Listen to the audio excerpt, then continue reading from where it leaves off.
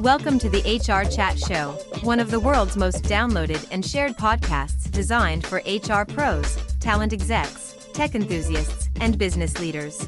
For hundreds more episodes and what's new in the world of work, subscribe to the show, follow us on social media, and visit hrgazette.com. Welcome to another episode of the HR Chat Show. Hello, listeners. This is your host today, Bill Banham. And in this episode, we're going to focus on culture, leadership, and the changing shape of work. And joining me back on the show after way too long is Kevin Oakes, CEO and co-founder over at the Institute for Corporate Productivity and author of Culture Renovation.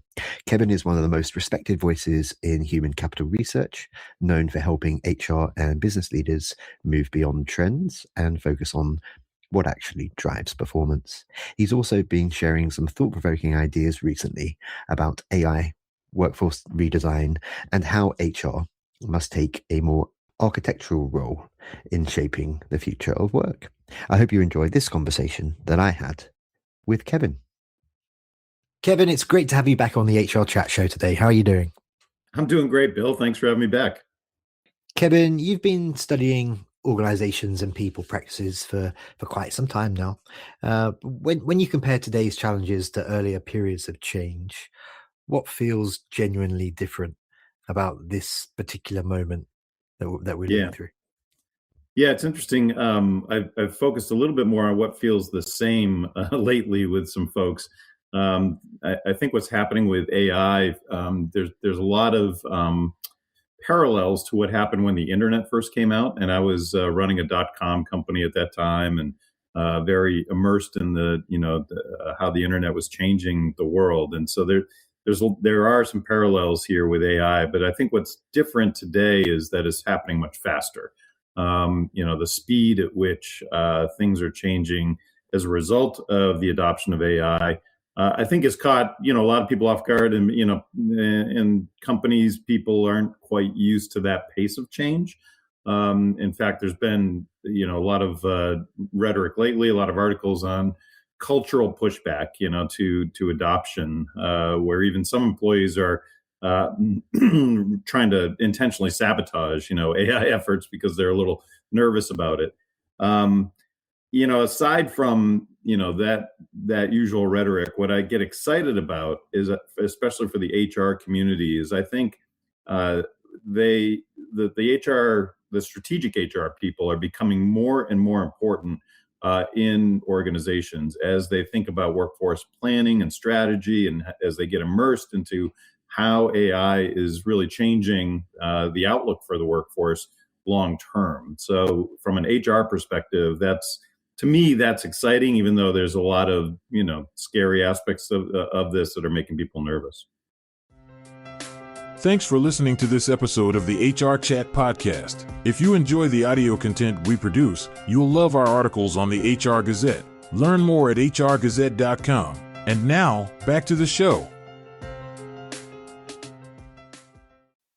And when you talk about the speed of change there, Kevin, can you give us a bit more context around that? What's happened in the last few years in terms of the jobs that are no longer available to entry-level folks, for example? Well, Also in terms of how automation, agentic AI, and so on is augmenting roles, and what that means in terms of, can we lose? I've just been on another interview with an analyst saying 30% of middle management jobs don't need to be there anymore in terms of what can be replaced. What's changed? What is that speed of change in the last few years? As opposed to the last few years, it's probably the last few months. It's I think there's certainly been a lot of predictions, like you just outlined, around what's going to happen to early in career individuals. I've got two daughters that fit that bill, and can kind of see it firsthand as they look out at the job market. And I think a lot of this is very in flux. As humans, we always adapt. As a culture, we always adapt. There was a lot of these same predictions when the internet first exploded onto the scene, and a lot of disruption at that time. I've talked to companies who definitely are reducing the number of recent college grads that they're hiring, for example. I've talked to other companies that are trying to pounce on that opportunity and saying this is the lifeblood of our organization and future leaders, and we now can have access to talent that maybe we didn't have access before. I don't get too caught up in the hyperbole. I don't think we're running into a time period where we're not going to be developing leaders going forward or developing young talent. I do think that the jobs are simply shifting. I think there are roles that AI is certainly augmenting. There are going to be more and more roles that AI is even replacing. At the same time, it's creating roles, and we see it over time that many roles are being created. One of our predictions for this coming year is that organizations are using layoffs a bit more strategically than they have in the past. And we've seen a number of very high-profile companies announce layoffs overall. It doesn't mean that those companies aren't still hiring, because every single one of them is. But the layoff becomes a strategic lever that they can pull to change the workforce structure, to change the org structure, to put in more AI solutions in one area while they build up another area with people. And I think that's what we're going to be faced with for the next 3-5 years, maybe. Bill Gates is saying the same thing out there. It's it's just a time period where we're going to see rapid adjustment, I think, from a number of companies to the opportunities that are available. Why do you think organizations are often more comfortable talking about AI efficiency?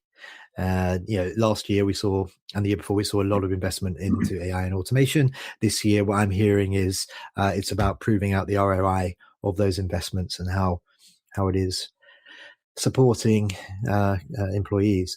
Why do you think organizations are often more comfortable talking about AI efficiency than openly discussing its impact on jobs and workforce design?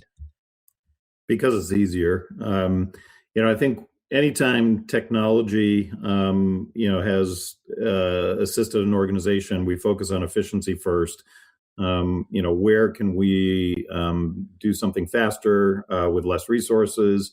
That's the easiest way to prove ROI right off the bat, and I think is a necessary step. I don't think it's a miss by organizations. I just think it's a natural way that things progress. Before we start talking about effectiveness and before we get into things that are more creative around how to use the technology. Now, there's millions of creative uses that organizations and individuals are using AI for today. One of the things we wrote about, I just got off an internal webinar that we did on digital twins and how individuals are replicating themselves, based on previous work, based on preferences, and providing to the workforce a way to bounce things off of an individual.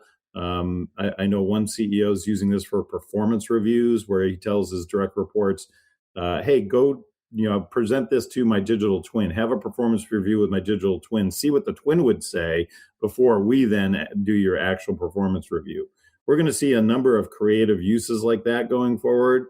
That's still a very rare thing to see today, but we'll see it become more and more prominent going forward. But I think it's just a natural progression, Bill. You see the efficiency part first, and then you see, more of the effectiveness part later on. I wonder if it's a good time then to, offer up maybe a use case or something. In a recent HR executive article, you suggest that HR must own the blueprint as the architecture of work changes. What's an example that you've seen where HR is stepping into that architectural role? Can you maybe name a company or give us some sort of use case there? Yeah, I think there's several prominent companies that have done that. ServiceNow is a good example. Jackie Canny, the CHRO, is overseeing a lot of the AI initiatives inside the organization. You're seeing it with Nicole, who's the CHRO of IBM. She's doing the same thing. These companies are being very progressive in how HR is shaping the future of the workforce with AI front and center. And those are both good examples of strategic HR, where you've got leaders that really understand how to apply this. They're not technicians, but they understand the applications, and they're taking the lead in making that happen. And I think that's healthy. I think it's healthier than having IT do it. And that was the initial, knee-jerk reaction, I think, by executives, is to, assign anything to do with AI to the IT department. AI is much less about technical competence. It's more about creativity and how to apply it. Kevin, let's talk about skills over jobs. You've highlighted that only a small percentage of organizations have a mature skills strategy, yet those that do strongly outperform. What's holding most companies back from making that shift? Yeah, we've been talking about skills for a while, but the data is very, very compelling. We as a company have been exploring skills readiness, and it's clear that it's a strong predictor of market performance. All of our research centers around high performance versus low performance organizations, and we measure performance by revenue growth, profitability, market share, customer satisfaction. And high performance organizations are nearly 3 times more likely to report high or very high skills readiness of the workforce going forward. And they're doing this, a number of different ways. They're 6 times more likely to catalog the skills and capabilities of the workforce, 6 times more likely to determine which tasks are best performed by humans versus AI, 4.5 times more likely to identify skills gaps that exist out there. And when they look at how do we upskill the workforce, they're providing opportunities at a much more rapid pace than those low performing organizations, 12x more likely to offer those upskilling or reskilling opportunities. Some of that comes from internal talent mobility, and they're 4 times more likely to have mobility programs inside the organization. And I think that's important when we talk about, hiring has slowed down, some companies are doing layoffs. All of a sudden, internal talent mobility has really rise to the top as a way to upskill and reskill the workforce. And I've always felt that internal talent mobility is incredibly healthy in an organization. I think when companies can identify the skills that they have, that's the first step here, and catalog those skills. Then they can apply talent where it's best needed, and all of that, I think, is what high performing organizations are doing much better than low performance organizations. Okay, sum some of that up for me then, and maybe some other thoughts that you've shared with us today as we approach the tail end of our conversation this time around. Culture still matters. You've long argued that culture is a critical driver of performance. In 2026, you and I are recording this in early 2026, when leaders are under pressure to cut costs, hone in on the ROI of recent investments into AI and automation, as we discussed earlier. Why does culture still deserve serious attention? But I'm going to challenge you to answer in 90 seconds or less. I think, as you know, Bill, I wrote a book a little while ago called Culture Renovation, which is a blueprint for how organizations can effectively create a healthy culture and change culture over time. What's been interesting in the last year is that that's only become more popular. More and more organizations are reaching out because they're recognizing there needs to be some changes to their culture. The culture needs to be a little bit more change ready and embrace change going forward in adopting some of these new methodologies that AI has really introduced to us. And so culture, I think, is more critical than ever. And more CEOs and more boards of directors are paying attention to it. They're looking for measures of the culture. They're looking for indicators of culture health or toxic culture. And taking appropriate action. So it's a very interesting time for anybody interested in organizational culture. Well, that's very interesting. So you've been on lots of boards. Well, tell us a bit more about that in terms of how that's changing a little bit. I think more boards are recognizing that they don't know enough about the culture of the organization. too often it's filtered through the eyes of the CEO or maybe a couple other executives that they interact with, as opposed to seeing data based on a number of different factors around the organization's culture. And it's the culture that often will surprise companies and boards and be a risk overall. So I've seen even culture subcommittees being formed from boards, so they're treating it just like the audit committee, governance committee, et cetera, and looking at those measures and reporting back on what they're seeing. Are we trending up? Are we trending down? What do we need to do to ensure that we have a healthy culture as an organization? That just leaves me to say for today, Kevin Oakes, you superstar. It's been great to catch up with you. Yeah, you as well, Bill. Thanks a lot. Thanks for listening to the HR Chat Show. If you enjoyed this episode, why not subscribe and listen to some of the hundreds of episodes published by HR Gazette? And remember, for what's new in the world of work, subscribe to the show, follow us on social media, and visit hrgazette.com.